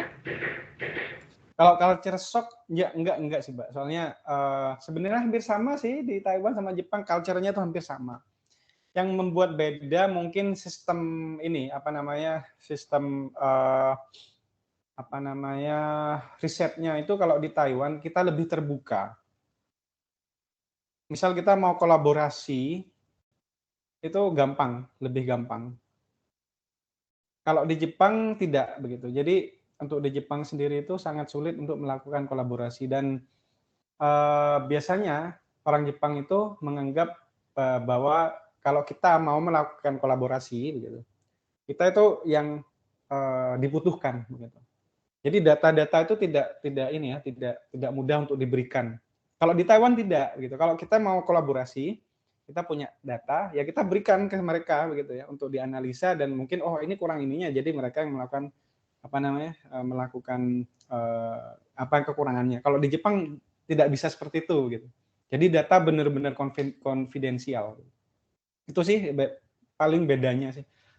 Untuk culture-nya sama, misal kita harus kerja keras begitu ya. Terus sensei nanyain gimana progresnya. Nah, itu sama kayak di Taiwan, mirip. Baik, terima kasih informasinya. Nah, sekarang setelah sharing session dari Mas Tahta, kita punya sesi tanya jawab atau sesi Q&A teman-teman. Nah, teman-teman sekalian punya 2 cara untuk berinteraksi dengan para narasumber, yaitu yang pertama, teman-teman bisa bertanya langsung dengan narasumber dengan menyalakan fitur mikrofon, dan yang kedua, teman-teman bisa bertanya, menuliskan pertanyaan atau suatu pendapat kepada narasumber itu melalui grup WhatsApp Ya, teman-teman pasti di sini sudah bergabung ya di grup WhatsApp. Nah, teman-teman bisa menuliskan pertanyaan di situ. Nanti pertanyaan yang relevan akan saya bacakan kepada narasumber yang teman-teman ingin bertanya kepadanya. Oke, yang pertama ada pertanyaan di grup WhatsApp gitu untuk Mas Tahta. Pertanyaan yang pertama ini dari Elno. Pertanyaan untuk Mas Tahta. Apakah postdoc bisa diperpanjang lebih dari 3 tahun? Dan apakah bisa berkarir sampai menjadi profesor di universitas yang kita sedang menempuh postdoc? Bisa, Mbak, bisa. Tapi untuk saya, untuk JSPS sendiri itu tidak bisa. Untuk JSPS itu maksimal 2 tahun. Maksimal 2 tahun. Tapi bisa kita tambahkan kalau misal senseinya itu punya punya budget lebih begitu. Jadi nanti bisa tambah 3 tahun. Dan apakah bisa jadi asisten profesor? Bisa. Ada teman saya itu di sini. Jadi setelah lulus teman saya itu postdoc 2 tahun, terus 1 tahunnya ditambah budget dari senseinya, jadi digaji oleh senseinya. Terus setelah itu dia jadi asisten profesor sekarang. Bisa sekali. Wah, menarik sekali ya menjadi dosen di Tohoku University. Yeah. Wah, Oke, terima kasih jawabannya. Kalau untuk Mas Januar sendiri, pertanyaan yang sama, apakah saat seseorang menjadi postdoctoral fellowship atau sekarang ini Mas Januar menjadi postdoc di NTUST, apakah bisa untuk melanjutkan kontrak lagi menjadi postdoc gitu untuk beberapa tahun ke depan, dan adakah kesempatan untuk menjadi dosen di NTUST setelah postdoc mungkin? Oke, untuk kesempatan kayaknya terbuka lebar ya kalau di Taiwan untuk melanjutkan lebih dari 3 tahun itu sendiri tergantung dari profesor. Kalau profesornya nyaman dengan kalian, kalau profesornya sudah klik dengan kalian, itu bisa dilanjutkan lagi, tetapi harus re-apply ke founding yang akan membiayai postdoktoralnya tersebut. Untuk jadi profesor atau jadi lecturer di kampus yang sama saat postdoc itu kemungkinan juga bisa. Itu tergantung dari departemen dan juga advisor yang sekarang membimbing kita gitu. Jadi kalau advisornya oke dengan performa kita, dengan quality yang telah kita kasih dan kontribusikan ke kampusnya, kenapa enggak gitu. Mereka ngambil kita untuk jadi lecturer di kampus itu sendiri gitu. Iya, terima kasih jawabannya Mas Januar. Mungkin Mas Januar juga bisa cerita kalau di NTUST sendiri juga sudah ada dosen asal Indonesia yang mengajar di NTUST juga ya? Iya, sudah berapa ya? Sudah banyak mahasiswa Indonesia yang tadinya jadi mahasiswa, terus jadi asisten profesor, atau jadi postdoktoral, terus diangkat menjadi dosen tetap di NTUST, itu banyak. Jadi kemungkinan besar untuk jadi berpeluang untuk membangun karir menjadi dosen di luar negeri itu juga banyak. Tapi ingat kata Mas Tata tadi, Indonesia butuh kalian untuk membangun Indonesia yang lebih baik ke depannya gitu. Jadi mungkin kalau ada kesempatan di luar bisa untuk mengambil ilmu saja. Tapi kalau untuk mengabdi dan berkontribusi banyak itu bisa balik ke Indonesia gitu sih menurut saya. Iya, terima kasih Mas Januar. Ya, ini masih pertanyaan dari orang yang sama, dari Elno. Kali ini pertanyaan untuk Mas Januar. Bisa tolong diceritakan bagaimana mendaftar beasiswa doktoral di Taiwan, Mas Januar? Oke, untuk beasiswa doktoral di Taiwan itu kita banyak prosesnya. Maksudnya banyak proses untuk bisa mendapatkan beasiswa doktoral gitu.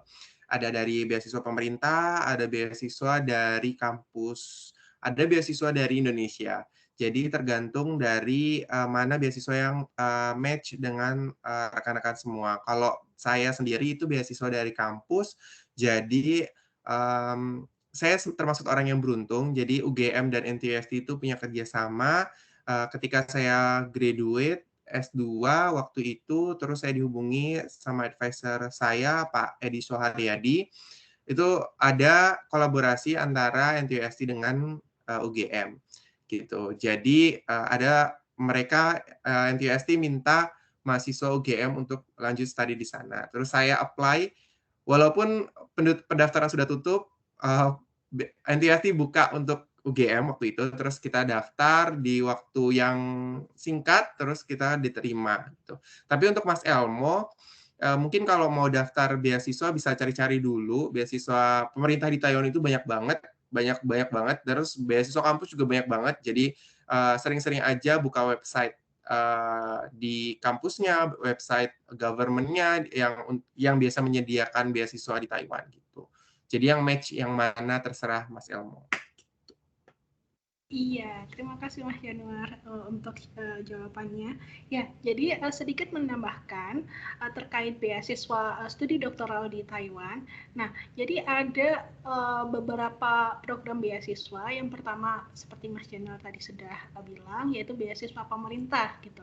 Untuk pelajar Indonesia, beasiswa yang dibuka hanya beasiswa dari MOI gitu. Jadi kalau misalkan teman-teman mendengar beasiswa MOFA, beasiswa MOST, nah beasiswa MOFA dan MOST ini tidak dibuka untuk pelajar Indonesia.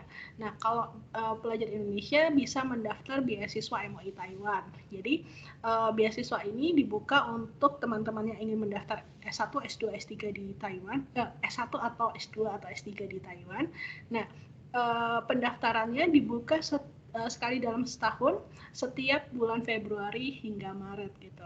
Dan informasi paling resmi, paling valid terkait beasiswa MOI Taiwan khusus pelajar Indonesia hanya bisa teman-teman temukan di studiditaiwan.blogspot.com.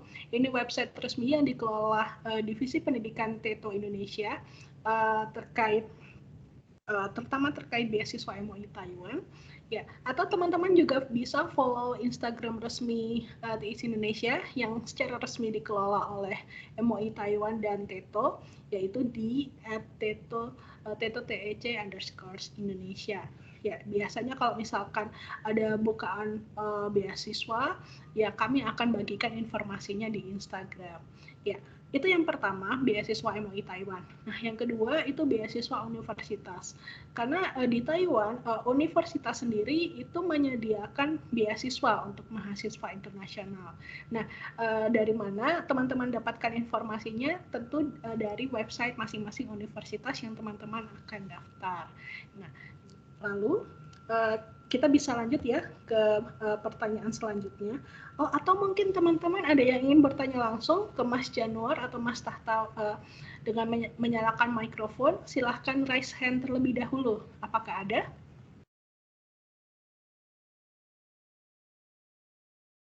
Baik, kalau belum ada, saya lanjutkan membaca pertanyaan di grup WhatsApp. Pertanyaan selanjutnya dari Angelina Aprilia ditujukan kepada Mas Tahta. Menurut Mas Tahta, negara Jepang atau Taiwan yang menyediakan fasilitas yang paling lengkap untuk riset? Sama sih, sama menurut saya.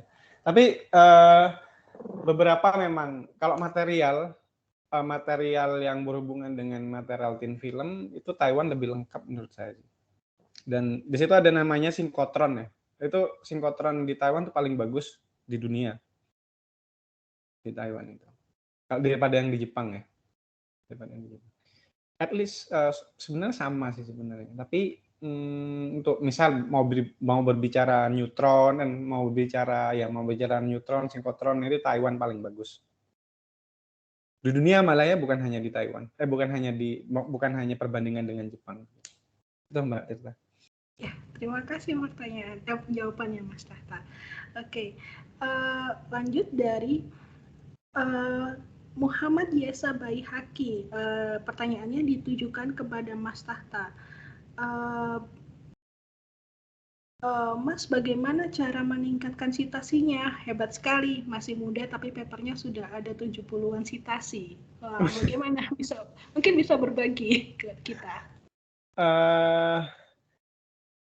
Ini sih kalau ya sih sekali lagi kan saya beruntung sekali di Taiwan ya, dan beruntung sekali gabung di Profesor Ing Hao Chu. Nah, Profesor Ing Hao Chu itu tidak akan mengizinkan mahasiswanya untuk lulus kalau mahasiswanya itu tidak bisa mempublish paper yang impact factor-nya di atas 10.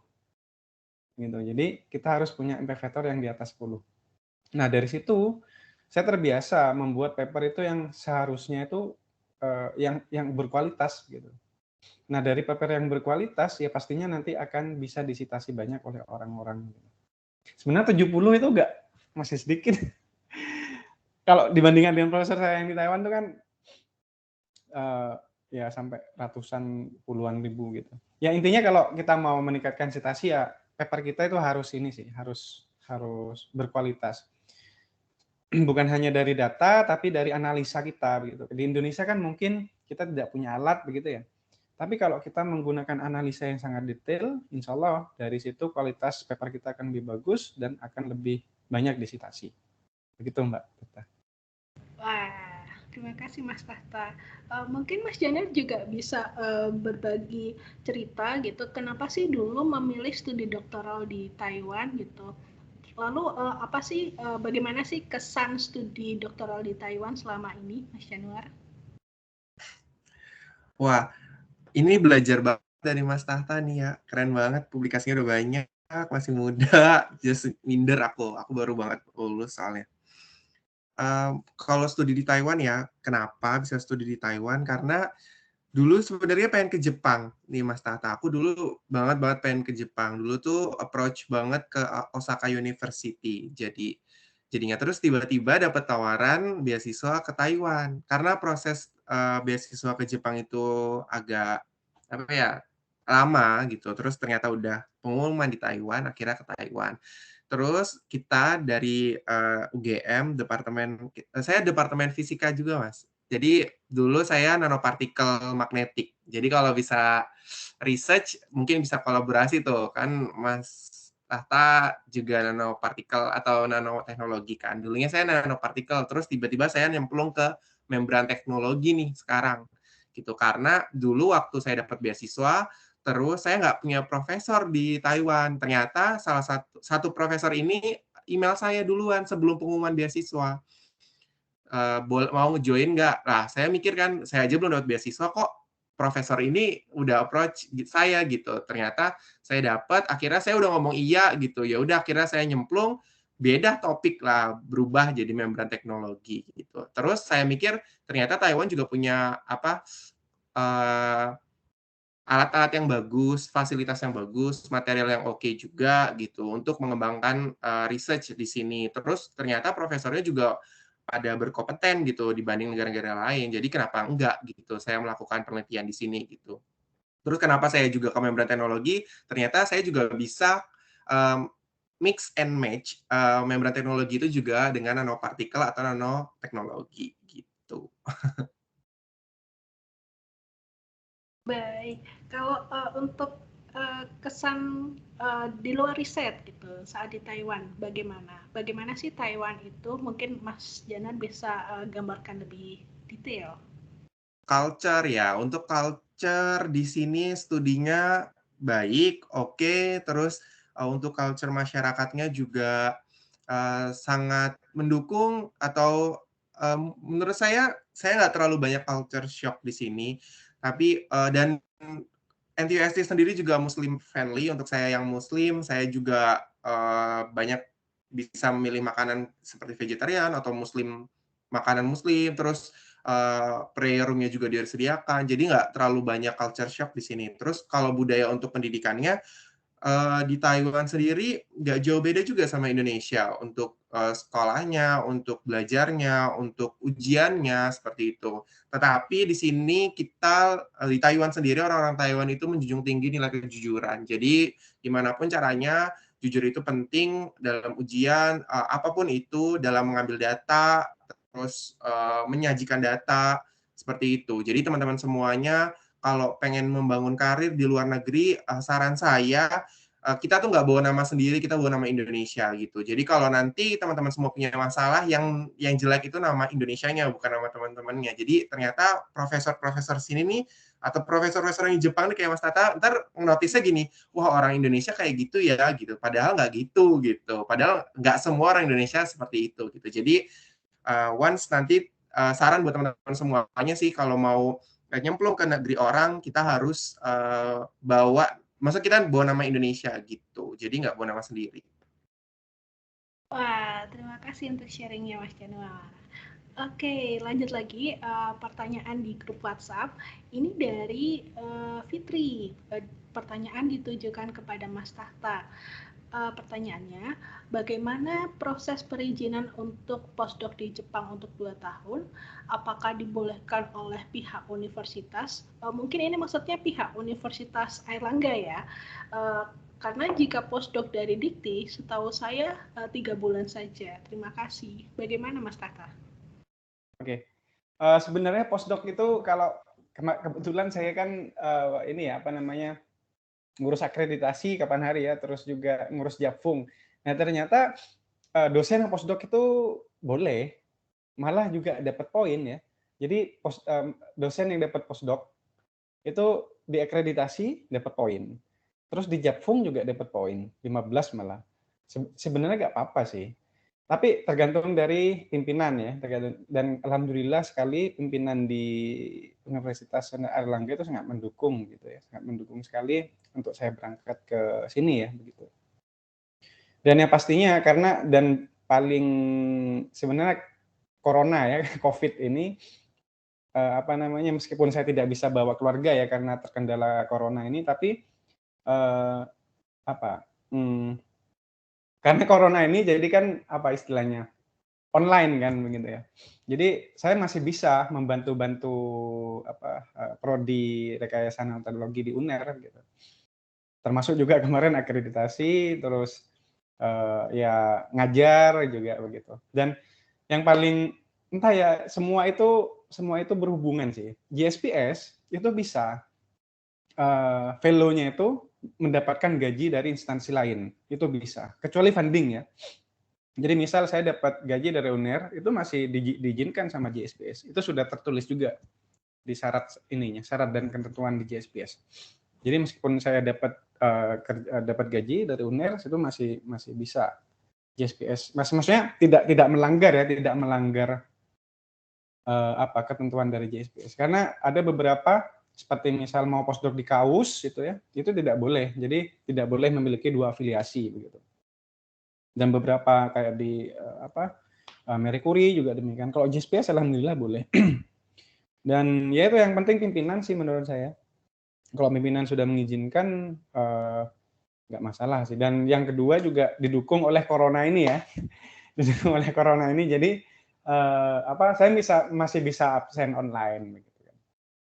Dan sebenarnya kan juga dosen-dosen yang lain kan nggak ada di kampus gitu kan. Malah sebenarnya cukup bagus saya postdoc di sini karena yang pertama ya itu bisa digunakan untuk akreditasi kan ceritanya gitu kan, dapat funding dari luar gitu kan, itu kan bisa dimasukkan. Terus Japfung juga begitu. Terus ya itu sih Mbak Tirta. Iya, berarti untuk masalah penulisan afiliasi di jurnal, Mas Tata saat ini bisa menulis afiliasi, baik afiliasi Tohoku University dan Universitas Airlangga. Apakah Boleh, begitu? boleh Mas, boleh. Dan itu tergantung dari sensei. Kadang ada sensei yang nggak boleh. Jadi ada teman saya juga apa namanya postdoc, tapi tidak boleh menuliskan apa namanya afiliasi yang di Indo, nggak boleh. Kalau saya alhamdulillah boleh, itu tergantung dari sensei sih sebenarnya.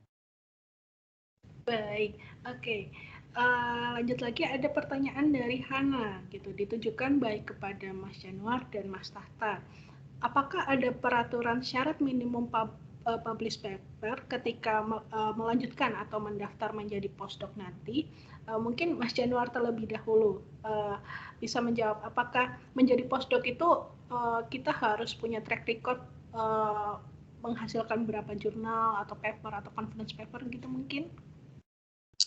Untuk syarat, kayaknya otomatis kalau lulusan dari doktoral itu pasti sudah punya research atau publikasi internasional ya. Untuk syarat kayaknya nggak ada syarat minimum, tapi semaksimal mungkin kalau kita punya publikasi yang banyak, itu lebih baik gitu untuk mendaftar postdoktoral. Karena track record kita akan dilihat gitu sejauh mana kita produktif mempublikasi karya tiap tahunnya gitu. Jadi biasanya profesor atau advisor atau sensei yang mau nge-hire kita itu lebih lihat gini, oh ini aplikannya produktif ya buat publikasi gitu. Terus juga nggak cuma publikasinya berapa dan berapa banyak dan berkualitas, tetapi relate nggak sama topik research yang bakalan nanti dilakukan untuk postdoktoralnya itu gitu. Jadi syarat minimal sepertinya nggak ada karena untuk postdoktoral pasti kan udah punya jurnal internasional gitu. Iya, terima kasih Mas Januar. Oh ya, sebelum lanjut ke Mas Tahta, saya ingin tanya ke Mas Januar tentang persyaratan lulus doktoral di NTUST atau di lab Mas Januar sendiri. Profesor atau jurusan menerapkan persyaratan apa saja supaya agar Mas Januar ini bisa lulus PhD gitu. Misal gitu harus publish berapa paper atau join berapa conference seperti itu, atau sudah mengambil berapa mata kuliah mungkin, berapa SKS atau kredit. Mungkin Mas Januar bisa jelaskan terkait ini? Jadi untuk syarat di lab saya saya cerita di lab saya, itu kita harus publikasi 3 international conference dengan high impact factor. Dulu saya harus 99 kayak gitu impact factor-nya, itu baru boleh lulus. Terus kita harus lulus QE, qualification exam, itu bisa menggunakan paper publish 1 atau teman-teman bisa melakukan ujian pre-oral defense kayak gitu sebelum menjadi kandidat. Nah, terus kita ada syarat kuliah. Jadi ada syarat kuliah wajib lulus mata kuliah. Kalau nggak salah beberapa mata kuliah tergantung jurusan gitu. Kalau di jurusan saya itu ada 2 mata kuliah yang wajib emang kita harus lulus. Terus international conference juga, karena sertifikat international conference dibutuhkan ketika mendaftar oral defense gitu. Jadi kalau di lab saya syaratnya 3, internasional publikasi internasional, terus minimal 1 international conference sama 2 mata kuliah yang wajib itu, sama lulus QE itu sih. Baik, Mas Januar, terima kasih penjelasannya. Oke, bisa move on ke Mas Tahta ya, terkait syarat menjadi postdoc di Jepang atau khususnya di Tohoku University atau di labnya Mas Tahta sekarang gitu. Adakah syarat sebelumnya harus punya berapa paper gitu mungkin? Sebenarnya kembali ke ini sih, kita laki atau enggak sih sebenarnya. Jadi saya sebenarnya 3 waktu itu. Jadi saya lulus, saya punya 3 paper. Tapi memang impact factor-nya tinggi ya, karena memang profesor saya waktu itu menyarankan untuk punya impact factor yang tinggi. Tapi kalau soalnya pas waktu saya ketemu meeting sama teman-teman yang penerima fellow JSPS itu, mereka tuh impact factor-nya high index-nya tuh udah 10, udah 20 gitu. Saya yang cuma 3 waktu itu. Jadi menurut saya sih memang syarat pertama ya publikasi, itu kita harus setidaknya punya, bukan banyak sih menurut saya ya. Karena kalau melihat saya dibandingkan dengan fellow yang lain begitu ya, fellow yang lain itu sudah 20, 30 begitu. Saya cuma 3 waktu itu. Mungkin cukup ada begitu, tapi adanya itu harus berkualitas begitu juga. Tapi cukup ada tapi cuma confirm begitu kan. Ya pasti referee juga mikir-mikir lagi. Yang paling penting sebenarnya juga proposalnya sih menurut saya. Proposalnya tuh bagus apa enggak. Kalau proposalnya bagus dan yang paling penting itu bisa direalisasikan begitu, lancar. Nah itu pasti akan insya Allah lah akan bisa diterima. Dan kedua yang terakhir mungkin juga recommender ya. Kalau JSPS itu ada yang memberikan recommendation begitu. Nah, siapa yang memberikan recommendation, nah itu yang dilihat. Baik, terima kasih penjelasannya Mas Tahta gitu. Wah, ternyata ada beberapa peserta yang mungkin sudah punya pandangan ingin menjadi postdoc gitu ya. Oke, pertanyaan terakhir di grup WhatsApp masih dari Angelina, ditujukan kepada Mas Januar dan Mas Tahta. Pertanyaannya, saat melanjutkan pendidikan di Taiwan, apakah terdapat hambatan-hambatan saat melakukan riset? Ya, mungkin dari Mas Tahta terlebih dahulu. hambatan yang paling ini sih, yang paling bikin saya shock waktu itu, waktu anak saya lahir. Jadi berbeda banget waktu itu. Jadi kalau sebelum saya punya anak, saya tuh bisa fokus, saya memang suka kerja lab gitu ya. Jadi saya lab itu sampai malam, tengah malam gitu. Nah, pas waktu saya punya anak, saya tidak punya banyak waktu untuk eksperimen gitu. Akhirnya ya udah di situ saya benar-benar ya bukan hanya eksperimen tapi juga belajar gitu. Akhirnya ya waktu itu di situ, saya ini sih semester itu langsung IP saya tuh sudah turun begitu, langsung turun banget, IP-nya turun dan hampir 1 semester itu tidak dapat data gitu. Jadi mungkin, kendala yang paling ini sih ya waktu saya punya anak. Ya memang punya anak pertama kali gitu kan ya. Punya anak pertama kali jauh dari orang tua gitu. Akhirnya ya terkendala gitu. Soalnya sebelum itu saya tuh kerjanya tuh gila-gilaan banget gitu. Kalau mungkin sebelum punya anak, Mas Tahta gitu, ada kendala riset kah gitu? Mungkin Kalau sebelum mesin mungkin. mungkin kalau itu ini sih lebih ke pertama kali menggunakan alat. Karena di Indonesia tidak ada alat pulse laser deposition, karena tidak ada alat itu. Yang bikin kendalanya itu. Jadi saya butuh dan manualnya itu manual itu berbahasa Cina begitu. Berbahasa Cina, berbahasa Taiwan. Akhirnya ya waktu itu saya sangat sulit untuk menggunakannya gitu. Kalau teman-teman yang lain, saya kan juga ada teman dari Taiwan, itu sekitar ya satu minggu, 2 minggu sudah bisa. Saya masih belum bisa begitu. Jadi saya tuh waktu itu eksperimennya masih ditungguin sama senior saya. Itu yang agak bikin saya tuh terganggu waktu itu. Jadi risetnya masih terhambat karena kendala bagaimana menggunakan alat itu sih menurut saya. Oh, yang kedua juga kendalanya di NCTU waktu itu kuliahnya itu menggunakan bahasa Cina, bahasa Taiwan. Jadi saya lupa ada berapa, let's say total 10 mata kuliah yang harus saya ambil, itu hanya 2 yang berbahasa Inggris gitu. Nah, itu yang bikin saya pusing. Jadi memang pakai bahasa ini. Tapi alhamdulillah sih karena waktu itu karena memang sistem di sana itu ini ya nggak kayak Indonesia yang sebenarnya kayak misal waktu saya di Indonesia itu ada dosen yang sangat strict memberikan nilai E, nilai D. Nah kalau di Taiwan dan di NCTU nggak sih nggak kayak gitu ya. Jadi misal saya kuis UTS jeblok begitu ya. Nah kita tuh bisa diskusi bagaimana sih saya bisa meningkatkan nilainya. Misal dikasih tugas tambahan gitu. Itu tergantung dari diskusi juga dengan dosen. Dan kemarin waktu itu ada 2-3 orang yang dosen yang bisa didiskusikan, yang bisa memberikan nilai lebih agar kita bisa. Karena ya dosen di sana juga paham begitu ya, kita nggak bisa bahasa Cina tapi mereka pakai bahasa Cina untuk menjelaskan kuliah. Ya akhirnya ya nggak bisa begitu. Itu mungkin kendalanya terkait bahasa ya, intinya ya. Iya, terima kasih sharingnya Mas Tahta. Kalau Mas Januar yang single atau Taken? Oke. Gimana Mas Januar? Ada kendala kah saat studi atau riset di Taiwan?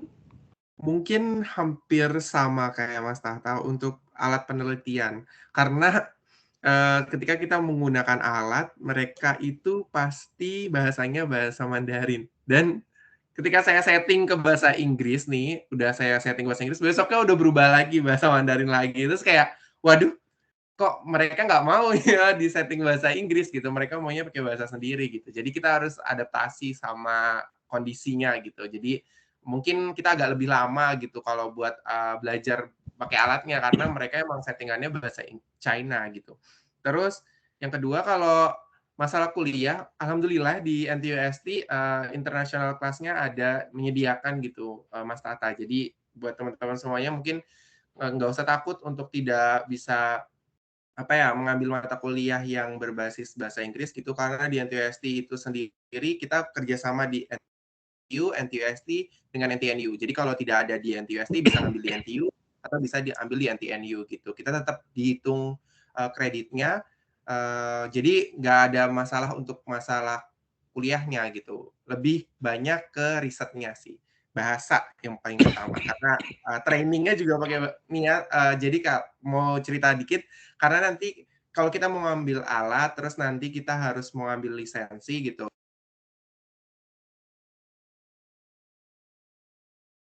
Sorry, Mas Januar, mikrofonnya mati. Halo, sudah? Ya, sudah, ya. Jadi sedikit cerita karena jadi kan saya mau ambil license buat SEM atau XRD gitu. Nanti dari company-nya yang mau ngajarin saya itu nggak bisa bahasa Inggris gitu. Tapi saya bahasa Mandarin. Mau nggak mau kan harus ngajarin dulu ke anak lokal, terus baru ngajarin ke saya yang nggak bisa bahasa Mandarin gitu. Itu kendalanya sih. Jadi harus takes time untuk belajarnya pakai alatnya. Itu. Baik, terima kasih Mas Januar. Oke, mungkin karena terbatas waktu juga ya teman-teman, jadi webinar, maksud saya sesi tanya jawab bisa kita akhiri. Ya, baik. Karena sesi tanya jawab sudah selesai, saya ingin membagikan pengumuman tentang pemenang door prize dari TEC gitu. Jadi saya akan menyebutkan beberapa nama. Nanti kalau misalkan teman-teman disebutkan namanya, tolong menyalakan mikrofon dan atau juga bisa konfirmasi di WA hadir atau tidak gitu.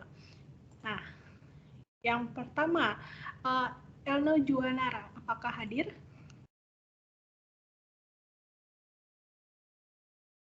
Rasanya sudah tidak hadir ya, Elno? Oke.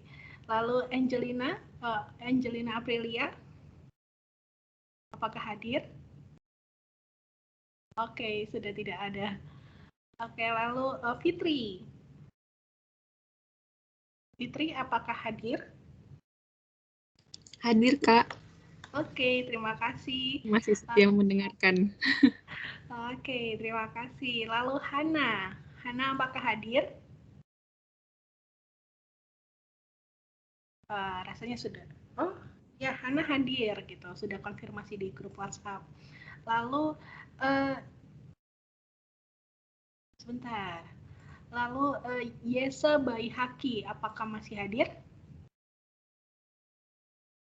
Oh ya, Yesa juga hadir gitu. Jadi 3 pemenangnya yaitu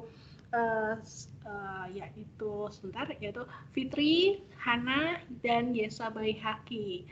Oke, terima kasih. Nanti silahkan menghubungi TEC via WhatsApp, menghubungi secara personal. Ya, terima kasih sudah konfirmasi. Baik, teman-teman, kita sampai di penghujung acara.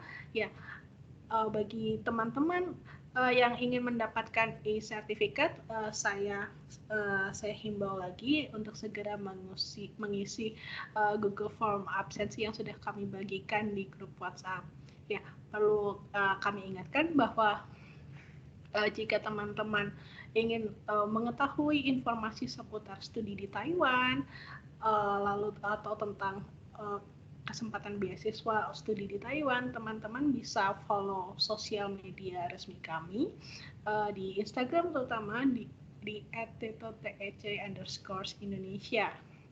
Baik, terima kasih antusiasme teman-teman sekalian, terutama terima kasih Mas Tahta, Mas Januar sudah berkenan berbagi banyak sekali ilmu tentang studi di Taiwan maupun kesempatan postdoctoral fellowship di Taiwan maupun Jepang.